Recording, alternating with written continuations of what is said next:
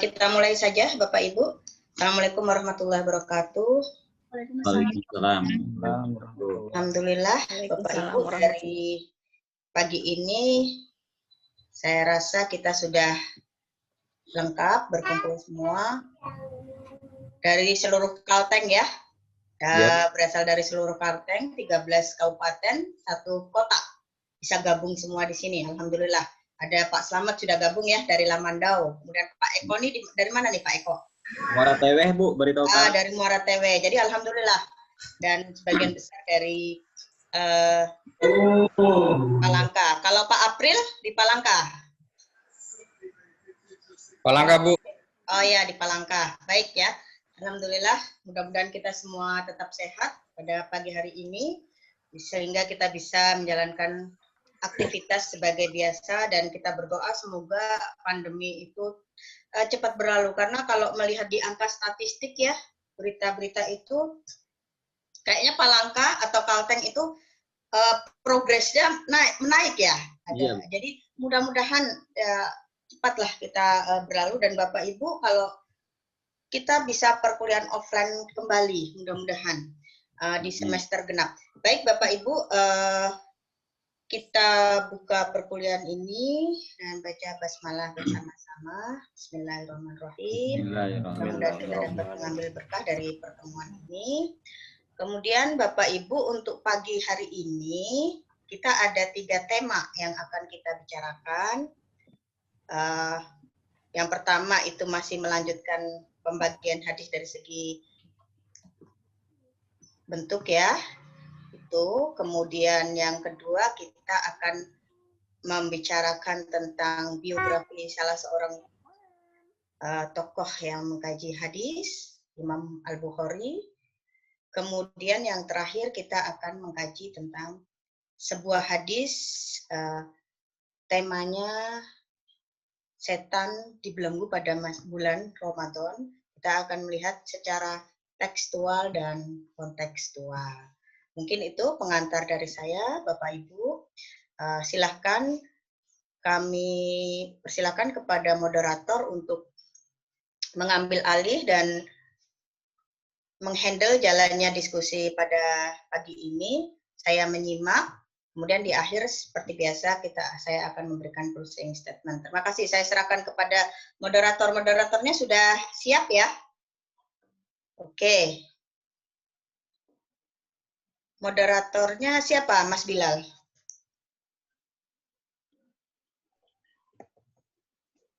Mbak Esi kayaknya belum datang, Bu. Oh, Esi ya, Mbak Esi. Oke. Mungkin agar lebih cepat ya, mudah-mudahan jam 9 bisa kita selesaikan. Saya minta di-handle dulu, Mas Bilal ya. Oke, silakan. Nanti kalau Mbak Esi sudah gabung, baru diserahkan kepada Mbak Esi. Silakan. Sambil saya menyimak, saya tutup video dan audio saya. Terima kasih. Oke, bismillahirrahmanirrahim. Assalamualaikum warahmatullahi wabarakatuh. Waalaikumsalam warahmatullahi wabarakatuh. Ya, sementara Mbak Esi belum datang, saya pimpin dulu. Ya, jadi hari ini yang akan menyampaikan presentasi, insya Allah ada 4 orang dengan 3 tema. Yang pertama, Mas Zainal akan menyampaikan tentang hadis dalam bentuk hadis takriri, ahwali, dan hami. Kemudian Mas Fauzan dan Pak Matekan Setia Budi akan menyampaikan tentang sejarah hidup Imam Bukhari. Dan yang terakhir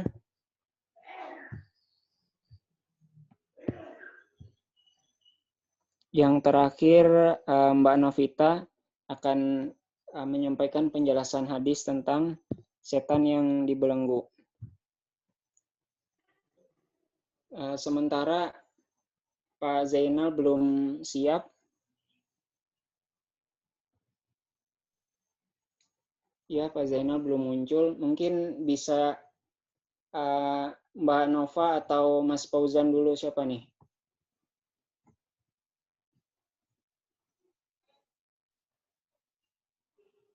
Siapa yang mau duluan nih? Silakan.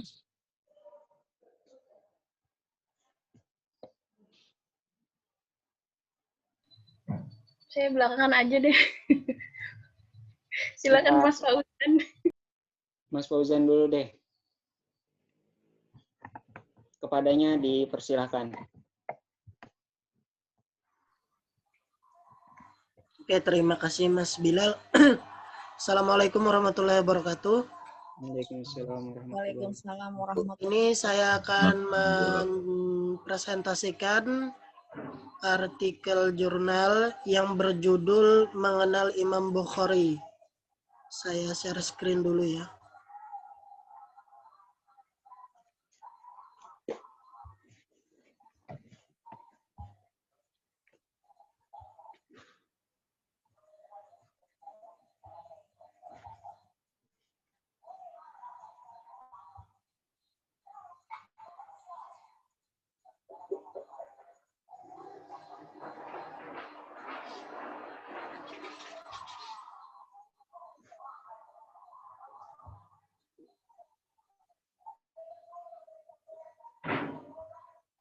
Udah kelihatan?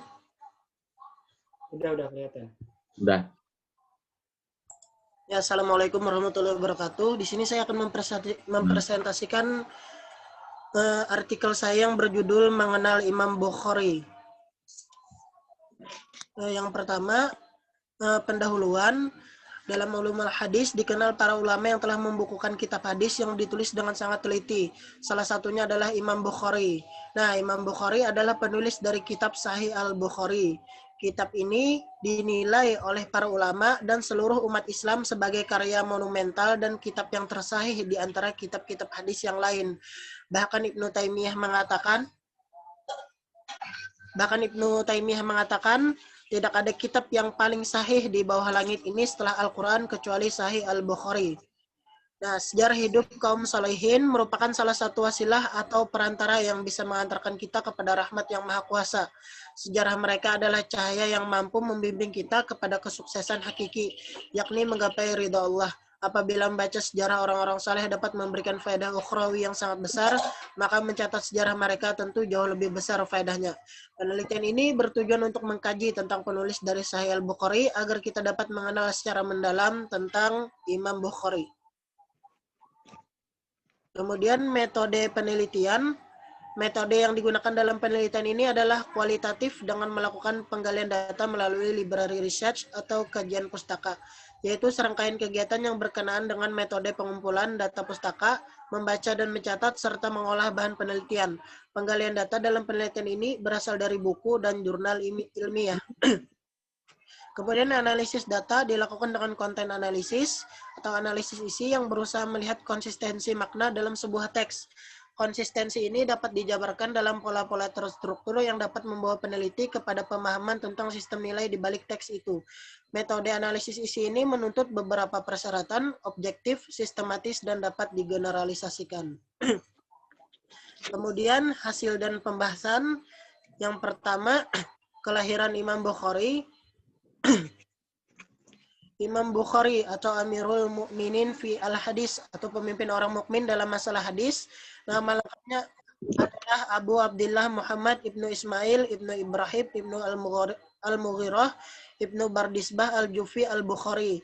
Beliau dilahirkan setelah sholat Jumat tanggal 13 Syawal 194 Hijriah atau 21 Juli 810 Masehi. Imam Bukhari lebih terkenal dengan Bukhari atau putra daerah Bukhara. Tubuhnya kurus, tidak pendek, dan tidak terlalu tinggi. Memiliki sifat wara, sedikit makan, banyak membaca Al-Quran, serta gemar berbuat kebajikan. Kakaknya Rashid bin Ismail mengatakan bahwa ciri-ciri dari sosok Imam Bukhari bertubuh sedang, kurus, kulitnya kecoklatan, peramah, dan suka menolong. Kemudian ayah Imam Bukhari bernama Ismail bin Ibrahim Al-Jufi Al-Bukhari. Beliau adalah seorang pedagang yang berkecukupan dan ulama besar di bidang hadis. Beliau seorang yang bersih kehidupannya dan terkenal dengan kesalehannya. Dijuluki Abu Al-Hasan, ayah Imam Bukhari merupakan murid dari Imam Malik Ibnu Anas, Ibnu Mubarak, dan Ibnu Zaid, sehingga wajar apabila Al-Bukhari menjadi seorang ahli hadis karena memang keluarganya merupakan keluarga yang mendalami hadis Rasulullah. Kemudian ayah Imam Bukhari ini meninggal sewaktu Imam Bukhari masih kecil, sehingga Imam Bukhari dirawat oleh ibundanya. Nah, masa kecil Imam Bukhari di sini saya bagi menjadi 4 bagian. Yang pertama, Imam Bukhari pernah mengalami kebutaan. Nah, sewaktu itu ibunya pernah bermimpi ditemui oleh Nabi Ibrahim, "Wahai ibu, disebabkan oleh banyak doa dan tangismu, Allah akan mengembalikan penglihatan anakmu." Nah, selain itu, ketika salat malam, sang ibu tak lupa untuk memanjatkan doa kesembuhan untuk anaknya, maka sewaktu paginya penglihatan Al-Bukhari kembali seperti semula. Adapun dalam riwayat lain, ketika Imam Bukhari sedang menghafal ayat Al-Quran dalam surah Qaf ayat 22, Bismillahirrahmanirrahim, laqad kunta fi ghaflatin min hadza fakashafna 'anka ghita'aka fabasaruka al-yawma hadid. Sungguhnya kamu berada dalam keadaan lalai dari hal ini, maka kami singkapkan darimu tutup yang menutupi matamu, maka penglihatanmu pada hari itu sangat tajam. Nah, selesai membaca ayat ini, penglihatan Imam Bukhari pulih dan kembali seperti semula. Adapun Imam Bukhari sudah hafal kitab sejak usia 10 tahun. Di sini Imam Bukhari mulai belajar hadis pada usianya yang belum mencapai 10 tahun. Dalam usianya yang masih sangat muda, beliau telah dapat menghafal beberapa karya para ulama besar seperti Ibnu Mubarak dan Waqi, Al-Jarrah bin Malih bin Adi. Nah, beliau juga hafal hadis. Dalam sebuah riwayat di sini diceritakan, Salim bin Mujahid menceritakan, ketika aku di rumah Muhammad Salam Al-Bikandi, cobalah carikan aku seorang anak kecil yang kudengar telah menghafal 70.000 hadis. Aku menemuinya dan kukatakan, "Apa benar engkau menghafal 70.000 hadis?" Jawab Al-Bukhari, "Benar dan bahkan lebih dari itu." Adapun semenjak kecil, Al-Bukhari sudah mampu untuk membedakan dan menghukumi manakah hadis yang sahih, memeriksa dengan teliti sebuah jalur periwayatan, menyebutkan biografi para rawi dari berbagai segi, membandingkan berbagai jalur periwayatan, juga menyimpulkan masalah-masalah yang terkandung dalam sebuah matan hadis. Selanjutnya, perjalanan Imam Bukhari menuntut ilmu. Imam Bukhari melakukan lawatan ke berbagai negeri dan kota sekaligus berguru pada sekian banyak ulama. Terhitung sekitar 100 negeri, mulai dari wilayah-wilayah di Asia Tengah seperti Nisabur, Taskent, dan Samarkand, menuju kota-kota di Asia Barat seperti Kufah, Baghdad, Basrah, Damaskus, Hims, dan Yaman. Ke barat menuju Afrika Utara seperti Mesir dan Aljazair. Nah, telah banyak kitab yang ditulis oleh Imam Bukhari. Dari sekian banyak kitab yang ditulis oleh Imam Bukhari, yang menjadikan ia tokoh terkenal dalam bidang hadis di seluruh penjuru dunia Islam sejak dahulu hingga sekarang, adalah kitab yang sangat panjang namanya, yaitu kitab Al-Jami', Al-Musnad As-Sahih Al-Mukhtasar min Umuri Rasulillah sallallahu alaihi wasallam wa sunnanihi wa ayyamihi, atau lebih terkenalnya sekarang dengan Sahih Al-Bukhari. Terakhir, wafatnya Imam Bukhari. Nah, sebelum wafatnya Imam Bukhari ini, Imam Bukhari ditimpa fitnah oleh salah satu ulama yang bernama Al-Zuhli. Ketika itu beliau mengatakan bahwa lafaz Al-Quran, lafaz-lafaz yang keluar dari lisan kita saat membaca Al-Quran itu disebut makhluk. Lafaz-lafaz yang keluar dari mulut kita ya disebut makhluk. Padahal benar perkataan dari Imam Bukhari bahwa lafaz-lafaz Al-Quran dari mulut kita adalah makhluk, bukan Al-Quran, bukan lafaz Al-Qurannya, tapi lafaz yang keluar dari mulut kita. Sehingga para jamaah salah menafsirkan dan muncullah fitnah dari salah satu ulama yang bernama Al-Zuhli. Nah, kemudian beliau melakukan perjalanan untuk menghindari fitnah tersebut, bahkan sampai menulis sebuah buku berjudul Khalaf Af'al al-Ibad, atau sekitar masalah penciptaan hamba. Bahkan sempat membawanya ke Baghdad untuk menemui Imam Ahmad bin Hambal sekaligus untuk mendiskusikan pandangan-pandangannya tentang Al-Quran. Di wafatnya ini Imam Bukhari meninggal pada malam terakhir di bulan Ramadan atau malam Sabtu menjelang Idul Fitri tahun 256 Hijriah bertepatan dengan 31 Agustus 870 Masehi.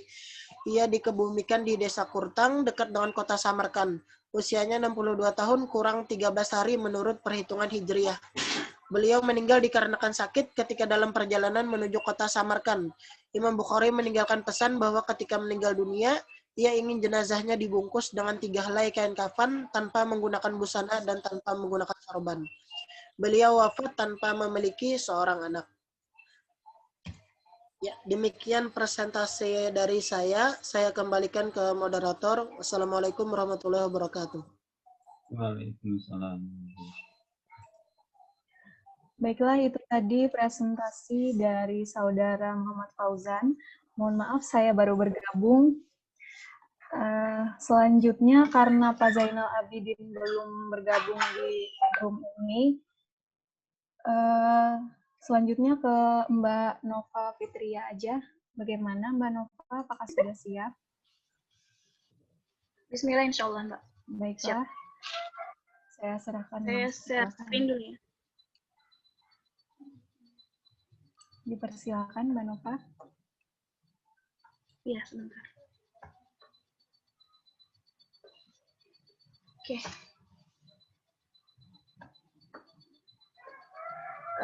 Bismillahirrahmanirrahim. Assalamualaikum warahmatullahi wabarakatuh. Alhamdulillahirrabbilalamin.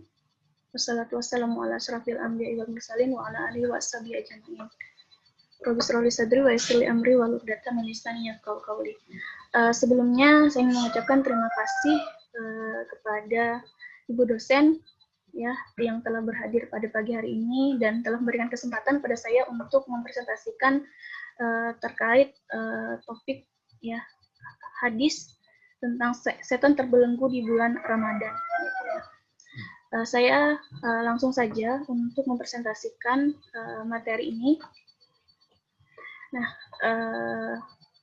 topik artikel saya itu ya terkait setan terbelenggu di bulan Ramadan. Nah, kemudian ini udah terlihat ya ini PPT-nya. Sudah. Ibu Sudah Mbak. Nah,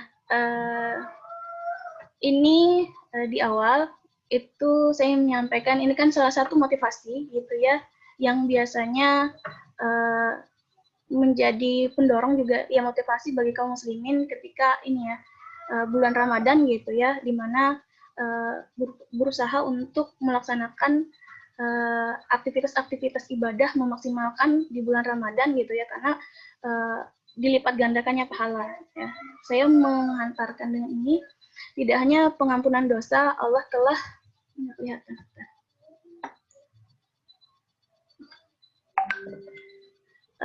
menyediakan bonus pahala berlipat-lipat kepada siapapun yang berbuat baik pada bulan mulia ini. Rasulullah bersabda, setiap amal anak keturunan Adam dilipat gandakan tiap satu kebaikan 10 hingga 17 hingga 700 lipat ya. Hadis riwayat Bukhari Muslim. Bahkan amalan-amalan sunnah yang dikerjakan pada Ramadan pahalanya dianggap sama dengan mengerjakan amalan wajib. Hadis riwayat Baihaqi dan Ibnu Huzaimah. Jadi ini adalah salah satu yang menjadi motivasi gitu ya bagi kaum muslimin ketika beribadah di bulan Ramadan gitu ya. Kemudian, karena topik yang hari ini diberikan pada saya itu berkaitan dengan pembahasan hadis ya Rasulullah, yaitu apabila bulan Ramadan datang maka pintu-pintu langit dibuka sedangkan pintu-pintu jahanam ditutup dan setan-setan dibelenggu ya.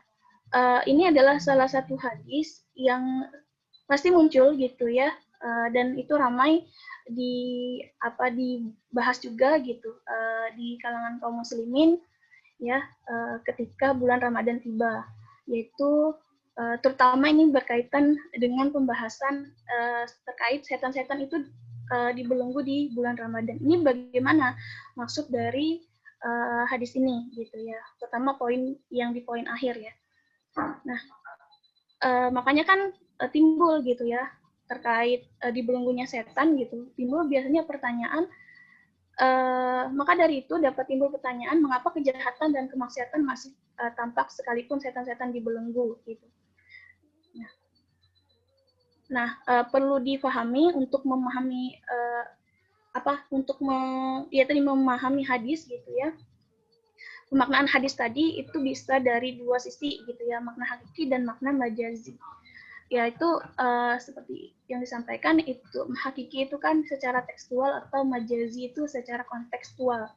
Nah, untuk memahami maksud dari hadis tersebut gitu ya. Nah, kalau makna hakiki hadis adalah penjelasan yang diambil ya sesuai dengan zahir hadis tersebut ya, tekstual sebagaimana apa adanya, apa yang kemudian ada di dalam hadis.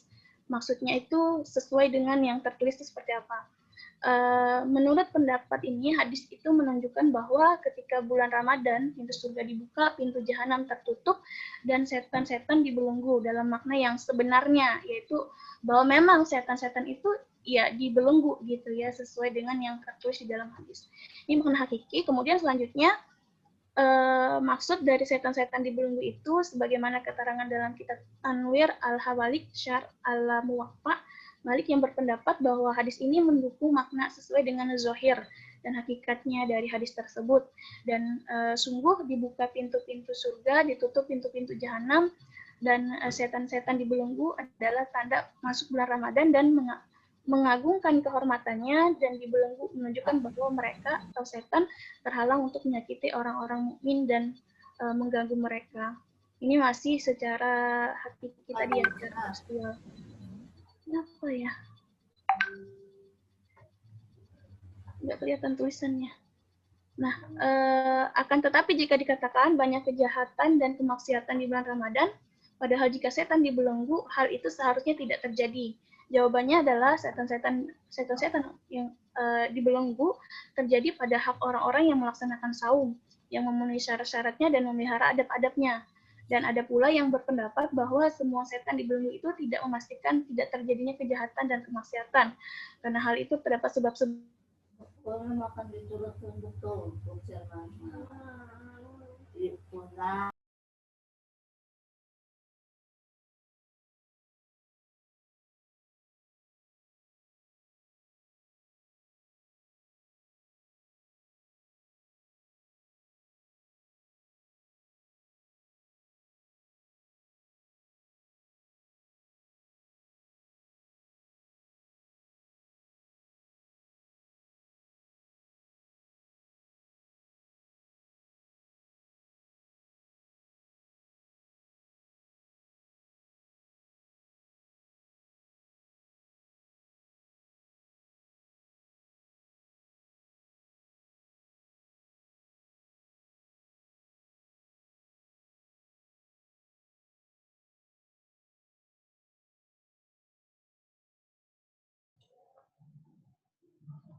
Mbak Nova.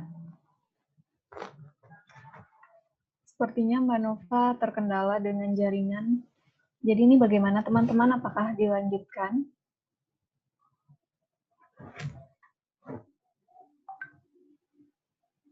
Lanjut ya, Bu. Baiklah, lanjut ke Pak Zainal aja. Bagaimana Pak Zainal, sudah siap?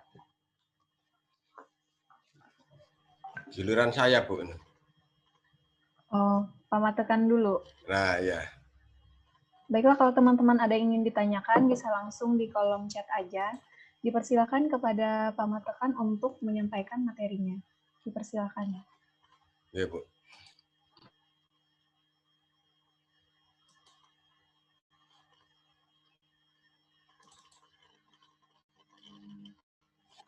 Saya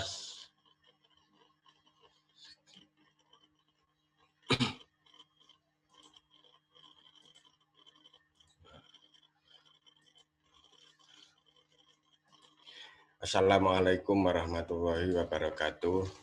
Waalaikumsalam warahmatullahi Waalaikumsalam. Bismillahirrahmanirrahim. Alhamdulillahirabbil alamin wassalatu wassalamu ala Rasulillah Muhammadin wa ala alihi wa sahbihi ajma'in amma ba'd.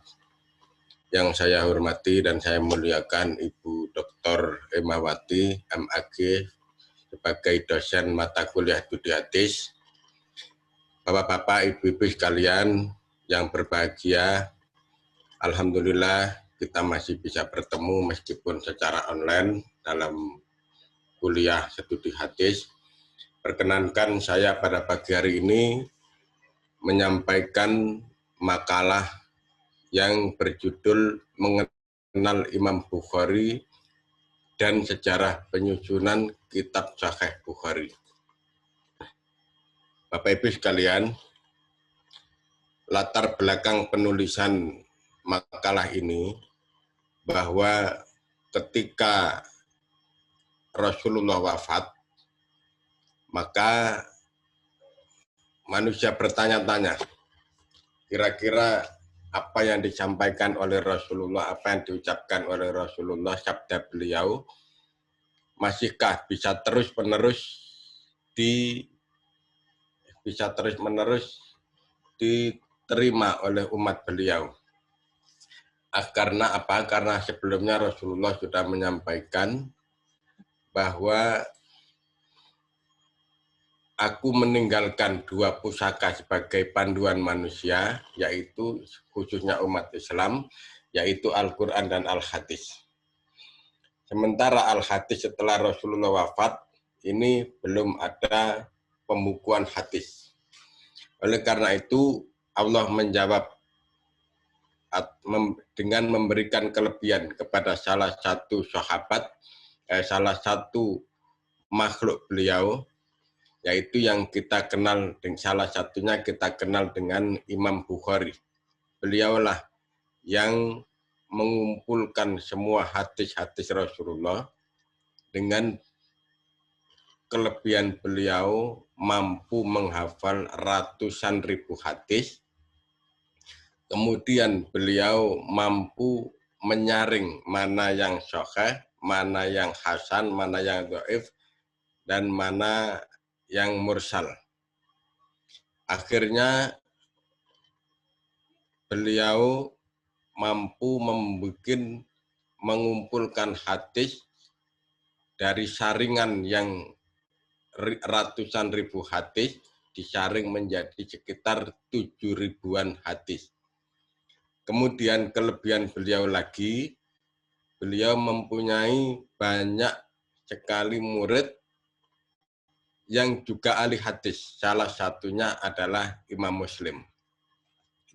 Inilah ulama fenomenal yang mendedikasikan hidupnya untuk menyeleksi ratusan ribu hadis tersebut, dan alhamdulillah sampai sekarang kita masih bisa mengetahui hadis-hadis Rasulullah secara sahih, berkat salah satunya berkat Al-Imam Al-Bukhari radhiyallahu anhu.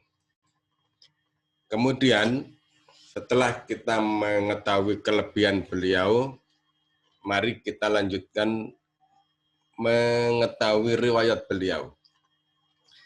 Nama beliau adalah Abu Abdullah Muhammad bin Ismail Al-Bukhari. Maka sebenarnya nama beliau adalah Abu Abdullah Muhammad, kelahiran Bukhari, Uzbekistan, sehingga dinamakan terkenal dengan Imam Bukhari. Bukhari itu nama kelahiran beliau, bukan nama desa kelahiran beliau, Bukhari. Beliau dilahirkan pada hari Jumat tanggal 13 Syawal tahun 194 Hijriah. Kedua ibu bapaknya orang soleh dan juga ahli hadis. Ibu bapaknya merupakan murid dari Imam Malik, bapaknya. Kemudian Imam Bukhari sebenarnya waktu kecil itu terkena penyakit mata sehingga tidak bisa melihat, akan tetapi berkat doa ibunya menginjak usia hampir 10 tahun atau anak-anak sekitar umur 10 tahun, alhamdulillah mata beliau bisa melihat normal seperti biasanya. Ini berkat doa ibunya. Kemudian beliau meninggal pada tahun 256 Hijriah, sekitar usia beliau 62 tahun kurang 13 hari. Yaitu ketika orang Samarkand meminta beliau kembali ke negaranya, ke Samarkand. Di perjalanan beliau jatuh sakit, kurang lebih di perjalanan sekitar 10 kilo dari Samarkand, beliau sakit waktu singgah dulu di rumah kerabatnya, dan beliau meninggal di rumah kerabatnya. Beliau saking ahlinya hadis, dan hadis beliau adalah hadis yang paling sahih, maka beliau dijuluki dengan Amirul Mukminin sampai sekarang. Bapak Ibu sekalian, sumbangan beliau dalam ilmu hadis, beliau dalam mengumpulkan hadis-hadis sahih dari perawi-perawi dan sebagainya, itu tidak memakan waktu yang sangat lama, kurang lebih 16 tahun. Keistimewaan kitab Sahih Bukhari yang pertama, hadis-hadis yang paling sistematik ini berisi hadis-hadis yang paling sistematik. Yang kedua, beliau dalam menyelidik, mengumpul, menapis, dan menyusun hadis-hadis ini memakan waktu 16 tahun. Hadis yang dhaif maupun yang mursal tidak beliau masukkan ke dalam kitab beliau. Kemudian kita mengenal pendidikan beliau. Beliau waktu kecil sudah diasuh oleh ibunya dan diajar oleh ibunya. Karena bapak beliau sejak beliau masih kecil sudah meninggal. Jadi beliau adalah anak yatim. Kemudian beliau sangat gigih mencari ilmu dan sangat menghormati hadis. Beliau mampu menghafal Al-Quran ketika umur 11 tahun. Kemudian beliau mampu menghafal kitab-kitab yang ditulis oleh Ibnu Mubarak dan Kiai Waqi' atau Imam Waqi' ketika umur 16 tahun. Beliau mampu menulis kitab-kitab hadis umur 18 tahun. Terus beliau merantau selama 16 tahun. Terus beliau mensyaratkan hadis sahih dengan syarat sanadnya harus bersambung terus dengan Rasulullah dan perawinya harus orang Islam. Karya-karya beliau banyak sekali. Kitab-kitab beliau ada Sahih Bukhari, Tarikhul Kabir, Tarikh Shaghir, Tarikhul Awsat, Tafsir Kabir, Kitab Mabsud, Kitab Hibah, dan Kitab Al-Kuni, dan lain sebagainya. Demikian Bapak Ibu sekalian. Terus saya tambah sebelum terima kasih bahwa Kitab Sahih Bukhari itu disusun dengan nama kitab-kitab. Yang pertama kitab Babul Wahyu, kemudian baru Subab, dan sebagainya. Maka terus yang kemudian hadis beliau itu mencakup semua dimensi agama. Ada fikih, ada akidah, ada Al-Quran, ada dan lain sebagainya. Hukum-hukum agama beliau cantumkan dalam hadis-hadis dalam kitab Jami'ul Sahih, yaitu Sahih Bukhari. Demikian Bapak Ibu sekalian pemaparan saya. Ada kurang lebihnya mohon maaf. Waktu dan kesempatan saya kembalikan kepada Ibu hostnya. Terima kasih, Pak. Baiklah, terima kasih Pak Matekan. Selanjutnya kepada Pak Zainal, apa Bapak sudah siap untuk memaparkan materinya?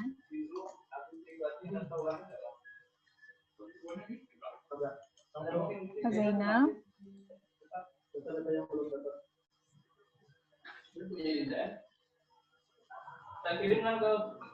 Sudah siap, Pak? Suaranya emang nggak ada ya, Pak? Tes, sudah siap Ibu Moderator? Oh ya, baiklah. Sekali lagi kepada teman-teman yang mau bertanya, silakan bisa di kolom chatnya. Kepada Pak Zainal, silakan untuk memaparkan materinya. Baik, terima kasih Ibu Moderator. Sebelumnya kami sampaikan permintaan maaf karena baru bisa join. Assalamualaikum warahmatullahi wabarakatuh. Waalaikumsalam. Yang terhormat Ibu dosen, yang saya hormati rekan-rekan teman satu angkatan. Di sini saya ingin memaparkan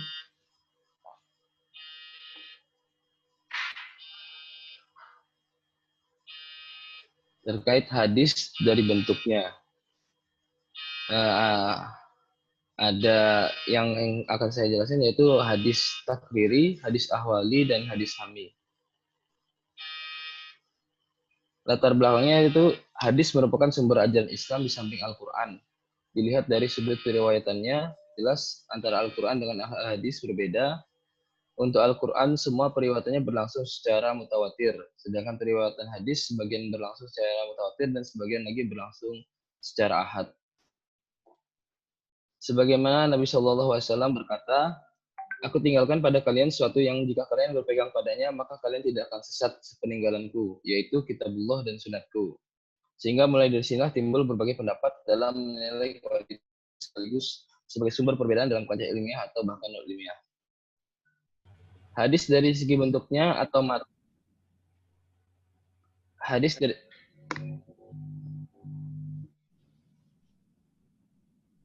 Hadis dari segi bentuknya atau matan terdapat 5 bagian, yaitu yang pertama hadis kauli, yang kedua hadis fi'li, yang ketiga hadis takriri, 4 hadis sami, dan 5 hadis ahwali. Hadis takriri. Hadis takriri yaitu hadis yang matanya berupa ketetapan. Mohon maaf, Ibu Moderator, apakah suaranya masuk? Iya, Pak. Terima kasih. Hadis takriri yaitu hadis yang matanya berupa ketetapan Nabi SAW terhadap apa yang datang atau dilakukan oleh para sahabatnya. Nabi SAW membiarkan atau mendiamkan suatu perbuatan yang dilakukan oleh para sahabatnya itu tanpa memberi penegasan apakah beliau membenarkan atau mempermasalahkannya. Sikap Nabi yang demikian itu dijadikan dasar oleh para sahabat sebagai dalil takdir yang dapat dijadikan hujah atau mempunyai kekuatan hukum untuk menetapkan satu kepastian syara. Contoh hadis takriri adalah sikap Rasulullah SAW yang memberikan para sahabatnya tentang sholat asar di Bani Quraizah.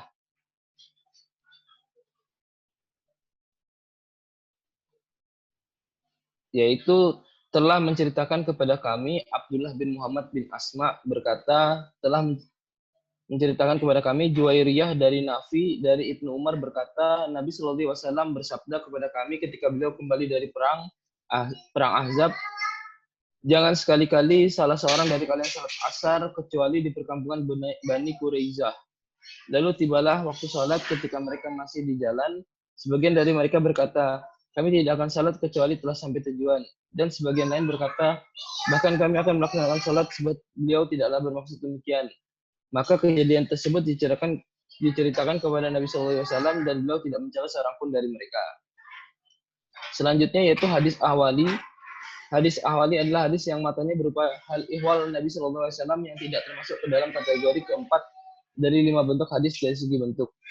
Hadis yang termasuk kategori ini adalah hadis-hadis yang menyangkut sifat-sifat dan kepribadian serta keadaan fisik Nabi SAW. Contohnya hadis tentang telah bercerita kepada kami Sulaiman bin Harb, telah bercerita kepada kami Hamad dari Sabit dari Anas radhiyallahu anhu, belum pernah aku menyentuh sutra dan tidak juga dibat atau jenis sutra lain yang lebih lembut dibanding telapak tangan Nabi SAW, dan belum pernah aku mencium suatu aroma sekalipun atau bau minyak wangi yang lebih wangi dibanding aroma atau wangi Nabi SAW. Selanjutnya hadis hami. Hadis hami adalah hadis yang berupa keinginan atau hasrat Nabi SAW yang belum terrealisasikan. Seperti halnya untuk puasa pada tanggal 9 Muharram yang tidak dapat dilaksanakan sebab beliau wafat sebelum datang Muharram berikutnya. Hadisnya itu telah menceritakan kepada kami Sulaiman bin Daud al-Mahri, telah menceritakan kepada kami Ibnu Wahab, telah menceritakan kepada aku Yahya bin Ayub bahwa Ismail bin Umayyah al-Quraisy telah menceritakan kepadanya bahwa ia telah mendengar Abu Ghatafan berkata, saya mendengar Abdullah bin Abbas ketika Nabi SAW berpuasa pada hari Asyura, ia berkata, dan beliau memerintahkan kami agar berpuasa pada hari tersebut. Para sahabat bertanya, wahai Rasulullah, itu adalah hari di mana orang-orang Yahudi dan Nasrani mengagungkannya.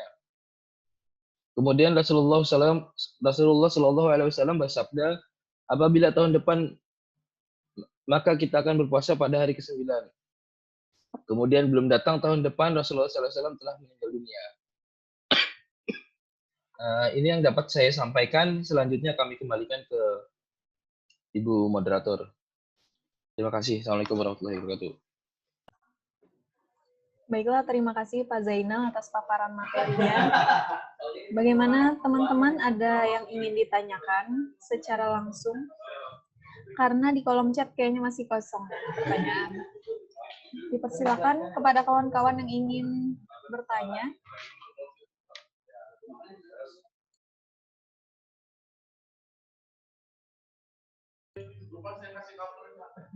Apakah ada dari teman-teman yang mau bertanya? Dipersilakan.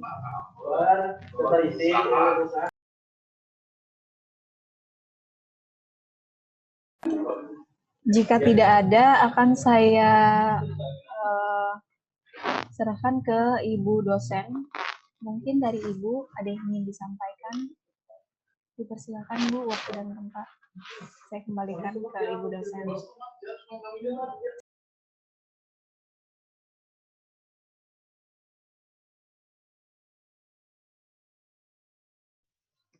Baik, terima kasih moderator.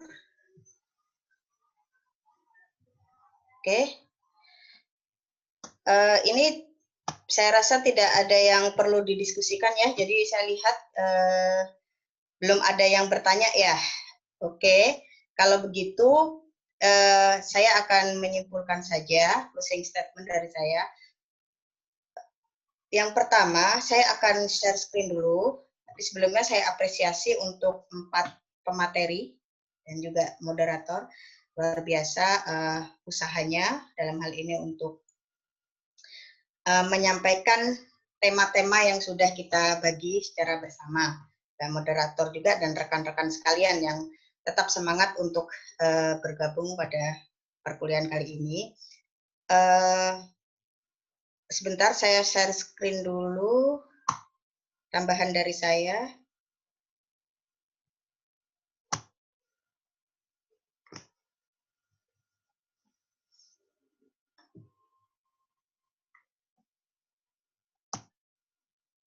Sudah terlihat?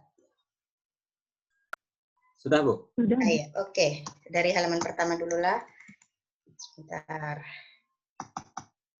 Oke. Saya tidak akan menjelaskan secara detail, tapi sudah kita dapatkan temanya tadi, hadis dari segi bentuknya, melanjutkan yang kemarin, contoh-contohnya juga sudah ada. Nah, kemudian akan kita lanjut mengenal Imam Bukhari. Kenapa saya sedikit menyampaikan tema tentang mengenal Imam Bukhari, bahwa kenapa kita perlu membahas tentang biografi salah satu tokoh itu memang penting. Salah satunya adalah ketika kita mempelajari suatu tema seperti studi hadis ini, maka kita tetap perlu mengenal biografi dari salah satu tokoh yang berkecimpung di bidang hadis. Fungsinya untuk apa? Hal ini adalah untuk membangkitkan inspirasi kita terhadap apa yang telah dilakukan oleh tokoh tersebut. Nah, ini saya bacakan menurut Kunto Wijoyo, tadi yang sudah saya lihat dari pemaparan materi beberapa presenter, tadi ada 2 ya yang menyampaikan tentang Imam Bukhari, Pak Matekan, dan satunya siapa tadi? Saya agak lupa. Ya, itu Kunto Wijoyo itu bilang kalau kita mengkaji tokoh, atau menuliskan tentang kajian tokoh atau biografi, maka ada 4 unsur yang harus kita lihat. Ya. Nanti Bapak Ibu bisa dilihat di bukunya Kunto Wijoyo, gitu ya. Jadi kalau kita menulis tentang kajian tokoh, nah mungkin nanti kaitannya dengan disertasi, tesis Bapak Ibu, kalau kita nanti akan mengkaji tentang tokoh, jangan lupa itu salah satunya kita harus melihat 4 unsur. Ya. Yang pertama itu adalah kita melihat masyarakat penganut, ya, masyarakat penganut dalam sejarah kumpulan biografi, maka itu adalah lebih menonjolkan pada kepribadian tokoh. Nah, tadi saya lihat di tulisan presenter sudah ya, jadi yang unsur kepribadian tokoh, gitu ya. Kemudian unsur yang kedua itu adalah kekuatan sosial yang mendukung kepribadian tokoh itu. Salah satunya adalah dari lingkup keluarga. Ya kan? Tadi ada juga saya lihat sudah ya. Jadi jangan lupa kalau kita mengkaji kajian tokoh itu bisa dilihat dari situ. Yang pertama adalah masyarakat penganut ya, yang percaya bahwa dia punya kepribadian tokoh itu cukup bagus. Kemudian yang unsur kedua itu jangan dilupakan ada kekuatan sosial di lingkup kepribadian tokoh tersebut. Kekuatan sosialnya apa? Salah satunya pengaruh yang lebih dominan daripada individu tadi adalah ya kekuatan sosial itu keluarga, kemudian lingkungan di masyarakatnya itu juga kita lihat.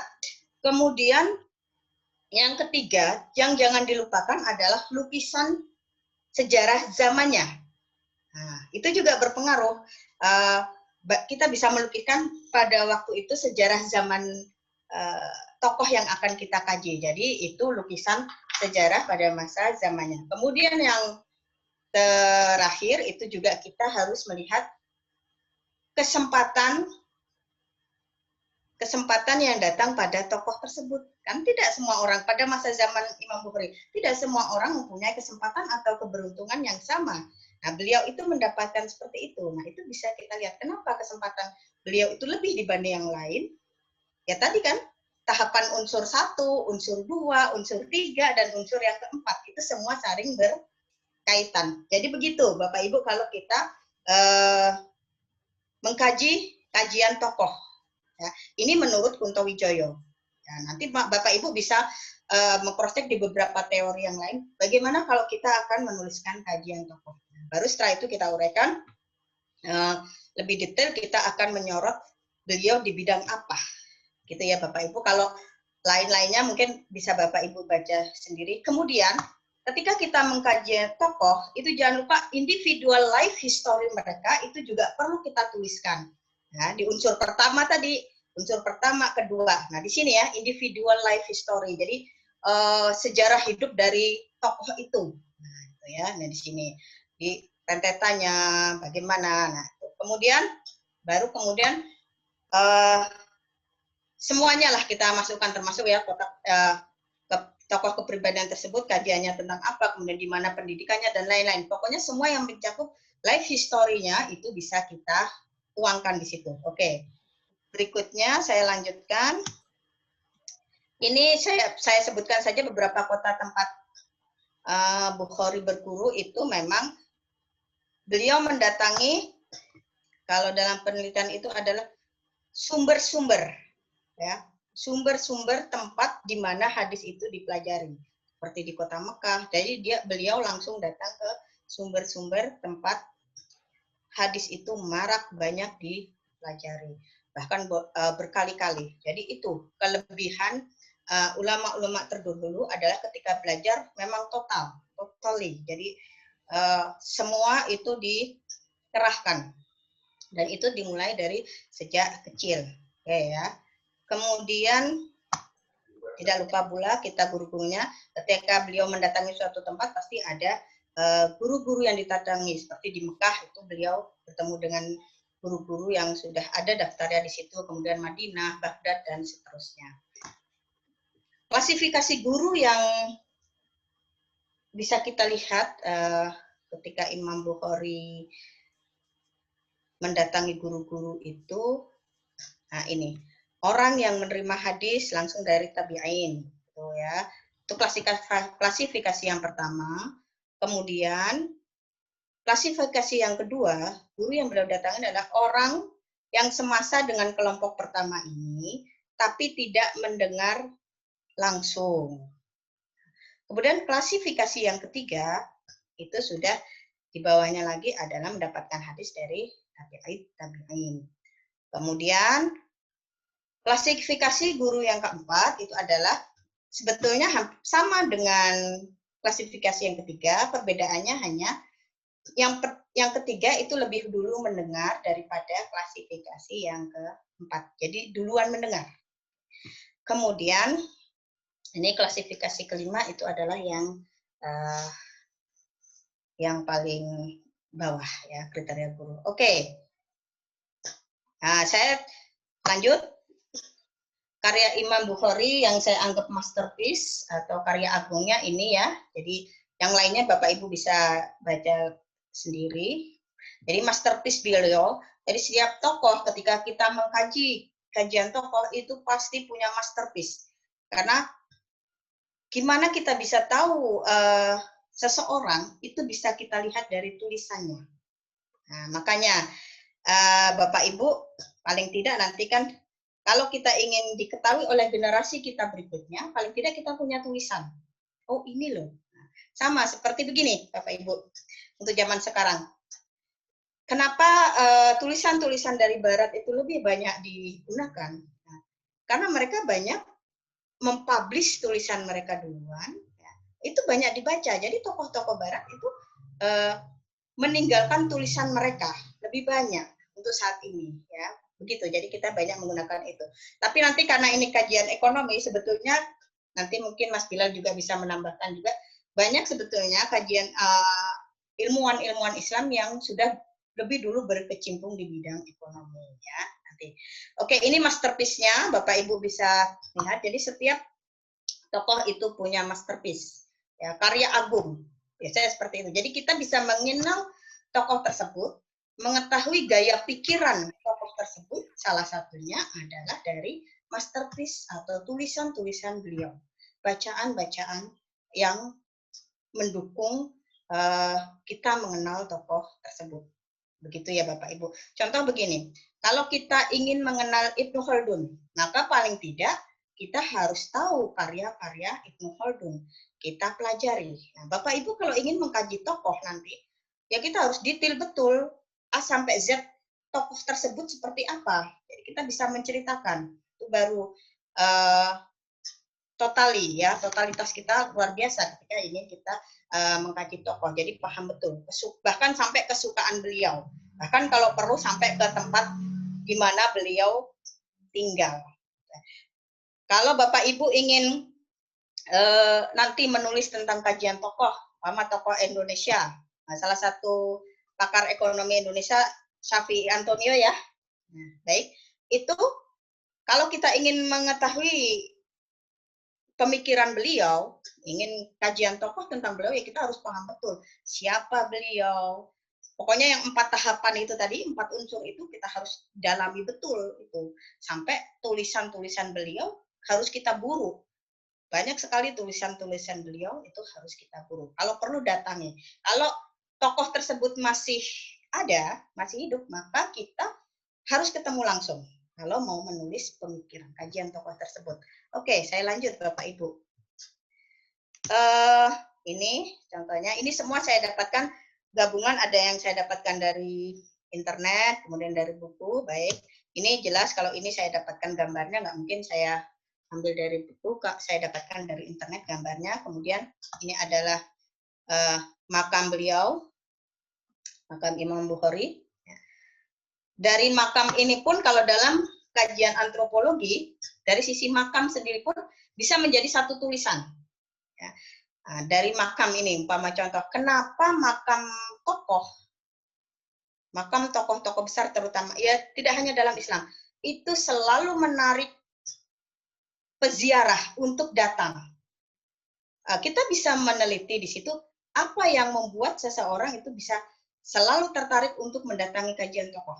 Bapak Ibu bisa menarik dari aspek ekonomi. Ada enggak di situ? Di balik itu, atau dari ingin dapatkan apa namanya?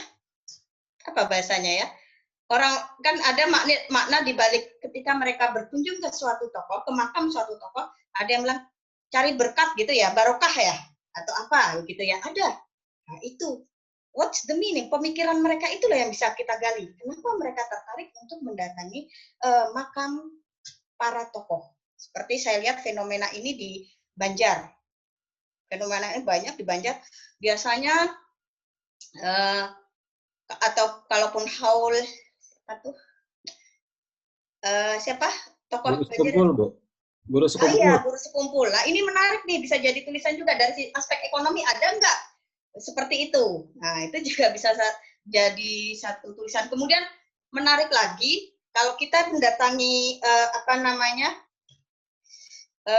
warung-warung orang Banjar, itu biasanya di dinding itu ditempel, dipasang ya, foto guru sekumpul. Nah, itu what's the meaning? Apa maknanya bagi mereka? Kenapa mereka memasang seperti itu? Kemudian apa maknanya? Kenapa mereka bisa datang ke makam-makam para tokoh ulama yang dianggap? Apakah mencari makna barokah bagi mereka itu seperti apa? Ataukah dari sisi apa? Nah, itu semua bisa kita urai dari sisi penelitian. Dari kajian tokoh boleh pemikiran ataupun dari sisi ini. Kita mendata masyarakat sekarang kenapa tertarik untuk mendatangi makam para ulama. Nah, itu. Jadi begitu Bapak Ibu ya, ketika kita jadi fenomena-fenomena sekarang yang ada itu semuanya bisa kita jadikan tulisan. Yang penting bagaimana kita bisa meramunya. Ibaratnya begini, kalau analoginya, Bapak Ibu tahu makanan khas ini kelakai ya, kelakai. Sama-sama kelakai. Ketika dia disajikan di warung biasa, nah ini pakai tulisan sama seperti itu ya. Ketika kita meramunya, ketika dia disajikan di warung biasa, maka harganya akan murah, ya. Mungkin 10 ribuan satu mangkoknya. Tapi ketika dia sudah diramu dengan yang luar biasa menyajikannya, diletakkan di restoran yang mahal, maka dia akan mempunyai nilai jual yang tinggi. Nah, sama tulisan juga seperti itu. Ketika kita bisa menampilkan tulisan itu dengan ramuan yang luar biasa dan enak dibaca dan sesuai dengan unsur-unsur keilmiahan, itu maka nilai jual dari tulisan kita akan lebih tinggi. Jadi begitu Bapak Ibu. Jadi kalau kita melihat, oh menulis apa ya, nggak ada tema. Kalau tema banyak, hanya saja kesulitannya bagaimana kita bisa meramu itu, tulisan itu. Ya, jadi lebih banyak membaca yang sesuai dengan tema yang akan kita tulis nanti. Begitu ya Bapak Ibu. Oke, ini tentang saya rasa untuk kajian tokoh sudah. Sampai di sini dulu. Ada yang mau disampaikan, silakan. Mohon izin, Bu. Iya, Pak Eko. Ini, Bu. Oh iya, Pak Eko. Ini Bu, kalau misalkan Ibu ya, Ya. untuk misalkan kita mau mengangkat tesis dan memakai kajian tokoh tadi Bu ya. Iya, oke. Syarat-syarat lain itu Bu, tadi yang saya sempat menangkap, pertama tokohnya boleh sudah tiada ataupun masih hidup gitu Bu ya. Kemudian yang kedua, apakah syarat yang kedua ini Bu, secara akademis Bu, apakah tokoh yang kita angkat, misalkan kalau ekonomi syariah itu bolehkah dia yang tidak akademis, itu boleh juga kita angkat Bu. Terima kasih. Yang kedua nih Bu, untuk masalah makalah kita kemarin yang Ibu revisi itu Bu, nanti kalau kita sudah revisi, apakah kita kirim ke Japri Ibu atau ke grup WA Bu? Demikian Bu, terima kasih. Oh iya. Baik, terima kasih Pak Eko. Baik, kalau kita tertarik dengan kajian tokoh, ya, apakah dia akan bisa atau tidak, yang penting ada uniknya. Ya, unik ya, tokoh yang penting dia ada unik ya. Oh, umpama Bapak mengkaji salah satu tokoh di daerah Bapak. Ya, umpama. Nah, kontribusi dia di bidang ekonomi dan uniknya apa kekhasan beliau dibanding yang tokoh lain. Kalau itu syaratnya. Yang kedua, kalau tokoh tersebut masih hidup, usahakan kita harus bertemu langsung. Itu lebih valid karena kita bertemu dengan first data hand, sumber data yang utama. Begitu ya. Jadi begitu. Jadi kajian tokoh silakan. Kemudian tapi syarat-syaratnya unsur-unsur itu harus terpenuhi dan teori-teori tentang kajian tokoh itu harus kuat. Ya, karena kita nanti akan membahas tentang pemikiran beliau. Oke. Kemudian berikutnya Pak Eko itu bisa dijapri nanti untuk artikel yang sudah direvisi. Nah, data yang masuk ke saya itu sudah ada 2. Yang untuk revisi artikelnya itu data yang sudah dikirim ke saya itu Pak April dengan siapa ya? Ada 2 yang sudah mengirim kepada saya itu. Jadi saya minta kita mohon akhir Desember sudah semua terkumpul ya Bapak Ibu untuk revisi artikelnya. Jadi data yang masuk ke saya itu Pak April sudah mengirimkan pada saya pada tanggal 23 Oktober, kemudian Pak Imron itu 1 Desember sudah mengirimkan kepada saya. Yang lain silakan dijapri saja di WA Pri pada saya untuk revisi perbaikannya. Oke, terima kasih. Nah, saya tambahkan juga kalau kita mengkaji tokoh, kalau kita bisa menyajikan luar biasa itu kita paham betul pemikiran tokoh yang akan kita kaji, itu hasilnya akan bagus. Tapi ya harus kuat bacaannya. Jadi kita harus telusur betul ya. Begitu Bapak Ibu. Ada lagi silakan. Baik, kalau tidak ada sedikit langsung kita masuk ke contoh hadis setan yang dibelenggu dalam bulan Ramadan. Tadi sudah disampaikan juga sama Mbak Nova ya. Makna yang tekstual dan kontekstual. Saya akan menyampaikan yang seperti ini. Oke. Kalau tekstual, pemahaman terhadap hadis ini di atas, tekstual menyatakan bahwa karena bulan Ramadan lah, maka otomatis pintu surga terbuka, pintu neraka terkunci, dan para setan terbelenggu. Nah, yang kontekstual, ini. Langsung saja, saya tidak akan substansinya, tapi saya sampaikan di sini. Nah, maka kita harus melihat kajian hadis yang kontekstual itu adalah yang disebut dengan living text. Kenapa disebut dengan living text? Living text itu adalah teks yang hidup. Jadi teks yang dipahami, kita seperti memahami tadi ya, teks yang dipahami, hadis yang dipahami, dan dipraktikkan manusia yang berpikir. Manusia kan selalu berpikir. Ya. Maka kontekstual itu selalu dinamis. Kondisi selalu dinamis, mengalami perubahan dari masa ke masa. Nah, kalau tekstual tadi kan setan dibelenggu, oh berarti kalau bulan puasa nggak ada setan, begitu ya. Tapi kita harus juga memahami yang kontekstual itu tadi. Jadi teks yang dipahami dan dipraktekkan manusia itu dalam konteks yang dinamis. Konsepsi living hadis yaitu adalah penerimaan manusia terhadap hadis sebagai teks. Ya. Kemudian yang kedua, berpusat pada manusia sebagai penerima teks. Jadi kita manusia ya itu adalah sebagai penerima teks hadis. Maka konsepsi ontologis living Quran itu yang ketiga adalah unik dan kontekstual. Tadi sudah dijelaskan juga sama Mbak Nova kalau yang tekstual seperti ini, kalau yang kontekstual seperti ini. Jadi seperti itu ya. Bagaimana penerimaan manusia terhadap hadis itu sebagai teks, dan pusatnya memang manusia karena kita yang menerima hadis itu. Ya, unik dan kontekstual itu berikutnya. Ranah kajian teks dalam agama, maksud saya teks di sini adalah hadis, baiklah. Itu kita harus melihat origin atau asal usul hadis tersebut. Maka ada keilmuan takhrij hadis, sejarah dan kitab hadis, begitu ya. Ketika kita membahas ranah kajian teks dalam agama atau hadis dalam agama, sama juga Quran, maka kita harus tahu origin, asal usul. Kalau dalam Al-Quran itu apa? Asbabun nuzul ya. Oke. Kalau dalam hadis itu kita harus tahu asbabul wurudnya. Maka originnya kita harus tahu, maka ada yang mendukung, ilmu yang mendukung, yaitu takhrij, sanad, sejarah dan kitab hadis. Form, bentuk hadis itu adalah pertama yang kita pelajari dalam bentuk tulisan. Dapat ditemukan di mana? Dapat ditemukan di kitab koleksi hadis. Kemudian juga di kitab-kitab takhrij. Ya. Kemudian dari sisi fungsi, maka teks itu adalah berfungsi sebagai fungsi informatif dan fungsi performatif.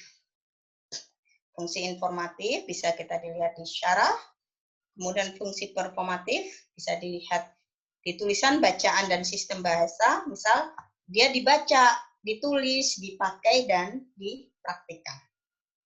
Gitu ya Bapak Ibu. Oke. Ini yang informatif, yang performatif, yaitu bisa dilihat dari aksi, perilaku, budaya, tradisi, dan ruang sosial. Nah, itu yang performative action. Umpama hadis yang seperti ini, action dari manusianya bagaimana? Yang paling dalam atau pemahaman dari umpama hadis tentang apa Bapak Ibu? Ya yang seperti setan dibelenggu di bulan Ramadan, contoh begitu ya. Performatifnya aksi atau perilaku masyarakat pada bulan Ramadan adalah bahwa masyarakat muslim itu pada bulan ini adalah berusaha semaksimal mungkin untuk menjalankan ibadah dan menjauhi kemungkaran, berbuat kebaikan. Itulah makna bahwa setan dibelenggu pada bulan Ramadan. Nggak ada kesempatan untuk berpikir hal-hal yang negatif. Maka secara otomatis ketika manusia beribadah pada bulan ini lebih kuat, kemudian berbuat baik, berusaha untuk melakukan kebajikan, meninggalkan kemaksiatan, itu tidak ada ruang bagi setan untuk menggoda manusia. Maka secara otomatis itu yang disebut dibelenggu. Nggak ada ruang lagi untuk menggoda. Tapi kalau bagi yang tidak melaksanakannya di bulan Ramadan, sama saja, ya setannya nggak dibelenggu juga. Jadi bukan karena itu ya, jadi lebih ke situ kontekstualnya. Itu yang pertama. Kemudian adalah dan Bapak Ibu bisa lihat, mungkin motivasi kita beribadah memang di bulan Ramadan itu lebih dibanding bulan-bulan apa yang menyebabkan seperti itu. Padahal sama, kita punya waktu dalam 1 tahun itu kan 12 bulan. Nah, kenapa intensitas ketika di bulan Ramadan itu lebih? Nah, gitu ya Bapak Ibu. Nah, maka itu kaitannya dengan setan dibelenggu, yaitu tadi giroh kita, semangat kita untuk beribadah itu lebih pada masa bulan Ramadan, maka kita tarik ke konteks, kita tarik ke yang tekstualnya setan dibelenggu itu tadi, ya karena motivasi kita, intensitas kita beribadah itu lebih pada saat bulan Ramadan. Nah, dengan harapan yang 1 bulan itu latihan kita beribadah lebih, maka di bulan-bulan yang 11 bulan lainnya seharusnya bisa sama. Tapi kembali lagi, saya juga agak penasaran, seharusnya kan kalau di bulan Ramadan saja kita bisa yang 1 bulan, yang 11 itu seharusnya kalau kita konsisten bisa ya, tapi itu juga bisa jadi penelitian, tapi sulit ya kalau yang itu untuk membuktikannya. Baik Bapak Ibu, sampai sini dari saya. Ada yang mau disampaikan? Silakan. Atau saran, silakan. Saya tunggu. Oke. Kok izin Bu? Iya Pak Eko. Cuma berpendapat saja nih Bu ya. Kalau ya, silakan. Tadi kan sebenarnya kalau kita 1 bulan itu latihan itu bisa mengaplikasikannya dalam 11 bulan yang lainnya, ini kan lebih baik gitu Bu ya, tujuan pembelajaran, tujuan latihannya itu tadi. Ya. Namun kadang nih Bu yang di dalam kehidupan kita dari segi ekonomi ya Bu ya, khususnya di bulan Ramadan itu malahan lebih membengkak daripada 11 bulan yang kemarin gitu Bu. Dari segi pengeluaran ekonominya. Jadi saya tadi agak ketawa sedikit juga kayak Ibu tadi menyampaikan. Jadi, ini kan artinya yang sebenarnya bulan Ramadan itu bisa lebih hemat gitu Bu ya dari sisi ekonominya kita daripada 11 bulan yang lain. Tapi ternyata yang 1 bulan ini lebih daripada 11 bulan yang kemarin gitu Bu. Itu pendapat saya ya Bu. Terima kasih. Baik Pak Eko, menarik ya Pak Eko ya. Memang betul kalau dari sisi kita dari sisi ekonomi ya menarik itu. Nah, tapi dari sisi pedagang juga sama Pak. Dia akan income-nya bertambah dari sisi pedagang ya. Jadi biasanya mereka di bulan Ramadan itu income mereka naik berapa kali lipat ya. Jadi begitu, dari sisi ekonomi juga menarik yang seperti itu. Itu juga bisa jadi satu tulisan. Baik, ada lagi yang mau disampaikan pendapat? Ya, silakan. Yang saya menarik juga fenomena kita di sini ya. Nanti Bapak Ibu bisa melihat banyak sekali tema-tema yang bisa kita tarik untuk penulisan berikutnya. Karena saya juga tidak berkecimpung di bidang ekonomi ya, Bapak Ibu lah nanti yang lebih paham. Fenomena di bulan Ramadan juga itu kan Bapak Ibu bisa tarik juga itu ya. Jadi seperti itu ya. Seperti contoh begini, pasar wadai ya, itu kan muncul ketika saat Ramadan. Nah, Bapak Ibu bisa ambil apa yang menariknya begitu ya. Jadi tapi harus didukung dengan kajian teori yang kuat untuk apa? Sebagai pisau analisa kita dalam menulis berikutnya. Ya. Baik, ada lagi? Izin Bu bertanya Bu, apakah Ya, kan kalau hadis izin Pak Jainal Zainal. Bu? Siap. Ya, oke silakan. Jadi kan kalau di Indonesia aja Bu, kita kan ada hoax. Hoax itu kan ada yang memverifikasi baik itu dari Cyber Polri atau mungkin dari Badan Cyber Nasional, itu kan ada. Nah, sama seperti hadis. Hadis itu kan ada yang mungkin lemah atau hadis palsu. Apakah ada lembaga mungkin di Indonesia atau di dunia ini yang memverifikasi Bu bahwa oh ini benar hadis ini kuat atau apa gitu Bu. Jadi kan kadang kita ini kan beredar hadis-hadis palsu yang kadang menyudutkan atau membawa sara, menimbulkan keresahan. Oke, Pak Zainal, bagus ya pertanyaannya. Apa ada ya lembaga, kalau di dunia penelitian kan ada lembaga yang verifikasi dan lain ada. Nah, ini saya minta bantuan karena saya juga passion saya, concern saya kan bukan di bidang hadis. Saya belum tahu penelusuran. Mungkin Mas Bilal ada bisa menambahkan. Ada nggak nih di lembaga dunia yang seperti itu? Kalau untuk saat ini, silakan Mas Bilal bisa nambahkan nggak? Untuk lembaga sendiri saya kurang tahu Bu, apa ada yang fokus menanggapi status hadis gitu. Namun di internet itu ada forum Multaqo Hadis. Itu berbahasa Arab semua sih. Biasanya di situ diskusikan tentang hadis-hadis. Nah, adapun mengenai hukum hadis tadi kayaknya itu sudah dibahas semua oleh para ulama-ulama sebelum kita. Jadi bukan hadis-hadis yang beredar zaman sekarang itu bukan hadis-hadis baru lagi, tapi sudah lama dan sudah ditanggapi para ulama terdahulu. Gitu aja mungkin Bu. Oke, makasih Mas Bilal. Sedikit saya nambahkan, sebetulnya kalau bidang kajian-kajian hadis sekarang ya pemerhati hadis atau pengkaji hadis itu kan kalau di S1 itu S1, S2, S3 itu kan ada ilmunya. Nah, mereka juga tergabung dalam asosiasi dosen ilmu Al-Qur'an dan tafsir atau hadis juga, IAT itu ya, Mas Bilal ya ada. Kemudian ada asosiasinya, ada konsorsium keilmuannya juga. Jadi disitulah mereka saling berdiskusi ya untuk saat ini. Oke, ada lagi? Silakan yang menambahkan. Oke, saya rasa itu kalau nggak ada sedikit motivasi. Saya suka memang membaca pemikiran-pemikiran tokoh yang kemarin itu Prof. Askar ya, itu dia bilang kesuksesan itu tidak bisa diraih secara instan ya Bapak Ibu, tapi perlu ini pengorbanan. Nah, pengorbanan, proses, dan kerja keras. Nah, itu ya Bapak Ibu. Nah, kalau kita mengkaji tokoh, semua itu pasti dilalui.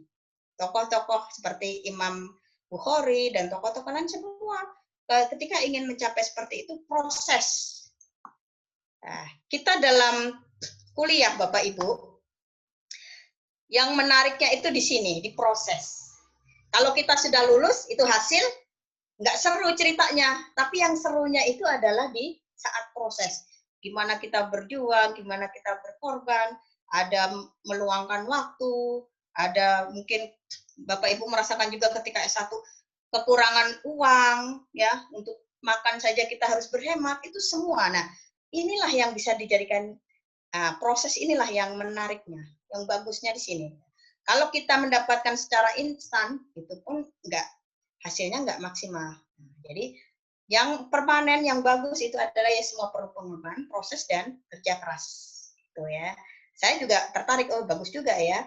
Kemudian untuk kita saat ini kan kita masuk ke revolusi industri 4.0, itu kita harus saat ini untuk meningkatkan kualitas, kompetensi itu penting kita tingkatkan.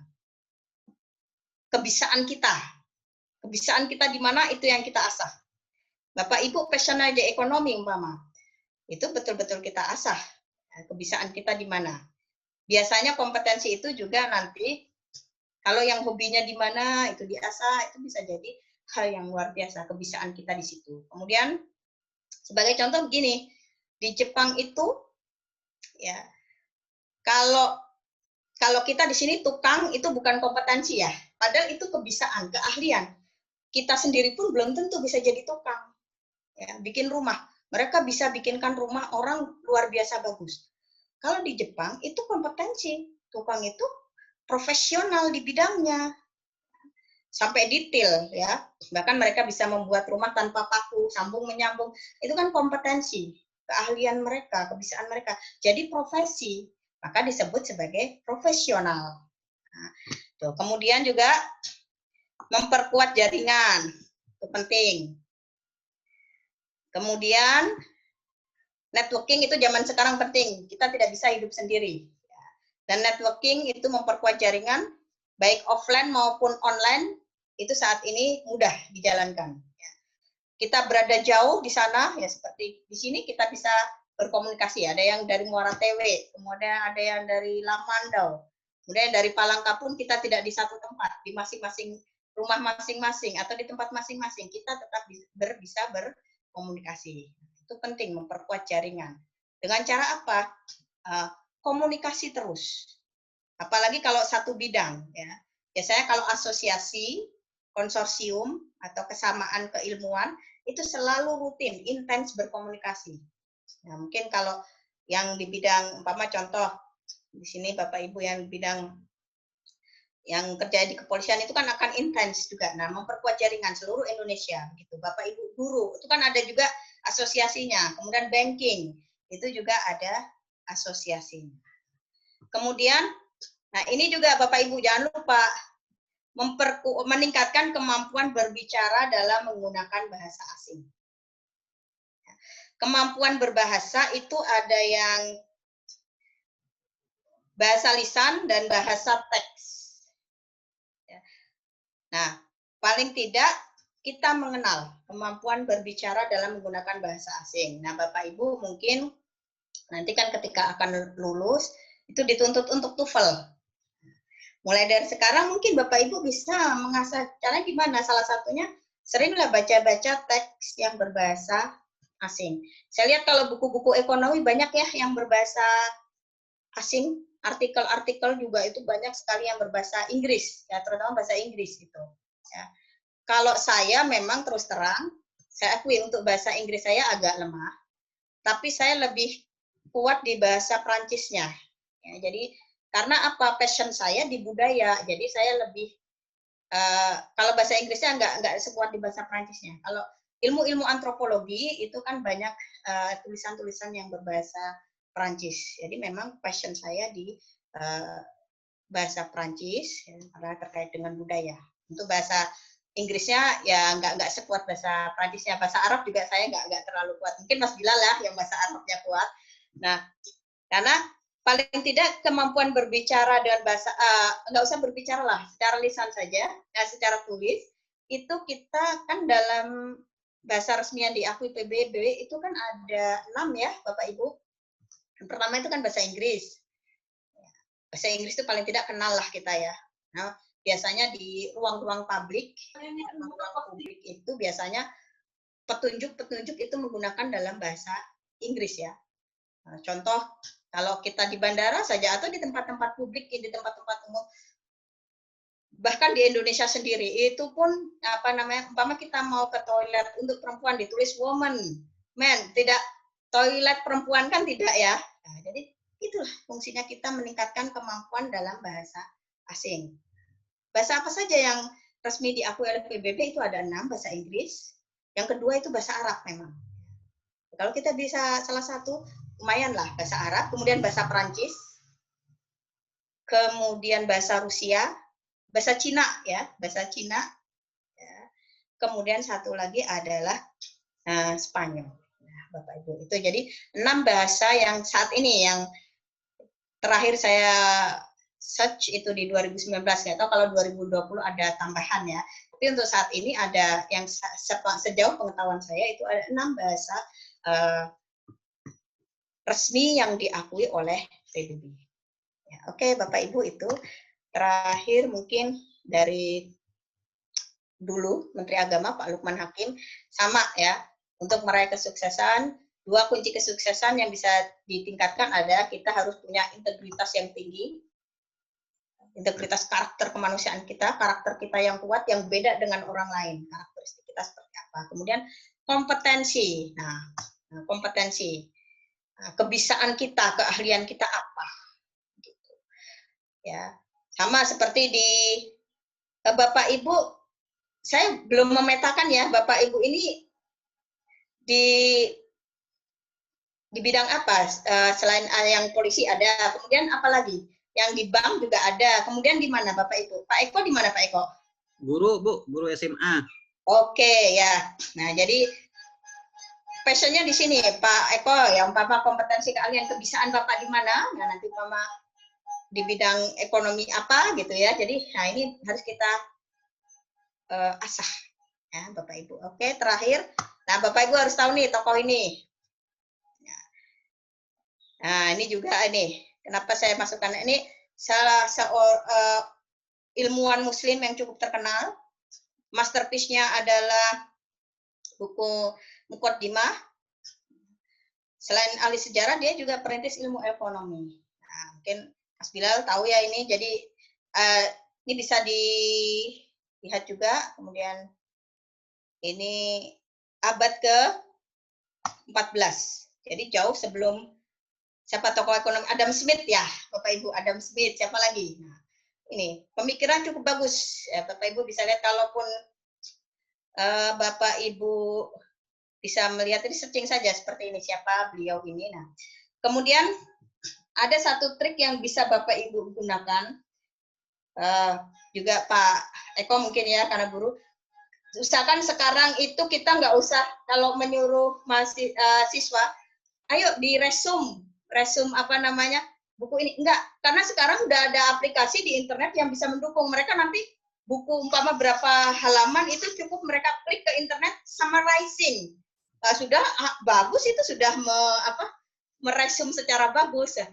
Jadi jangan menyuruh ayo diresum, jangan ya, nanti mereka langsung buku apa ambil, diklik, ditaruh diletakkan di internet, summarizing, sudah otomatis meresum sendiri, bagus lagi hasilnya ya, begitu Bapak Ibu. Oke, mungkin dari saya itu pengantar dari saya mohon maaf tidak sampai full. Kita terakhir ketemu tanggal 18 ya Bapak Ibu. Oke, nanti mungkin mohon bisa didiskusikan apakah bisa dimajukan atau tetap di tanggal 18. Baik, mungkin itu Bapak Ibu pengantar dari saya. Terima kasih Bapak Ibu sudah hadir semua. Besok tema terakhir untuk tanggal 18 dan saya mohon untuk revisi dari artikelnya saya mohon bisa dikirimkan. Oke, Bapak Ibu, terima kasih. Saya akhiri, tetap sehat selalu. Selamat beraktivitas kembali. Maaf jika ada salah-salah kata. Kita tutup perkuliahan ini dengan bacaan hamdalah bersama-sama. Alhamdulillah. Assalamualaikum warahmatullahi wabarakatuh. Waalaikumsalam. Terima kasih Bu. Ya, sama-sama. Terima kasih Bu. Ya, saya live ya. Nah. Ya Bu.